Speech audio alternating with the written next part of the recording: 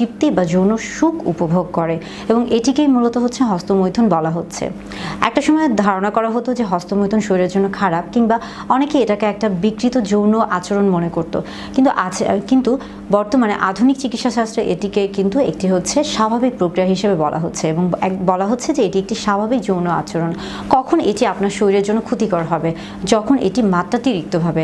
এখন মাত্রাতিরিক্ত ভাব বলতে আমরা কি বোঝাচ্ছি? ধরেন যে আপনি সারাক্ষণই হচ্ছে আপনার মন সারাক্ষণই বা আপনার হাত সারাক্ষণই হচ্ছে আপনার দেখা যাচ্ছে যে আপনার লিঙ্গের মধ্যে পড়ে আছে, বা সারাক্ষণই আপনি মানসিকভাবে কিন্তু ওই জিনিসগুলো চিন্তা করছেন, তখন এটা শারীরিকভাবে আপনাকে হচ্ছে বিপদগ্রস্ত করতে পারে। কেননা আপনি যখন দেখেন যে আপনার হাত যখন একটা জায়গায় ব্যস্ত থাকবে, বা আপনি যখন সেই একটা নির্দিষ্ট একটা জায়গায় আপনি যখন আপনার মনটাকে মনোনিবেশ করবেন, আপনি কিন্তু অন্য আর কোনো কাজ করতে পারবেন না। তখন স্বাভাবিকভাবে আপনার কিন্তু শরীরের যে অন্য যে চাহিদা, অন্য যে কাজগুলো, সেগুলো কিন্তু ক্ষতিগ্রস্ত হবে।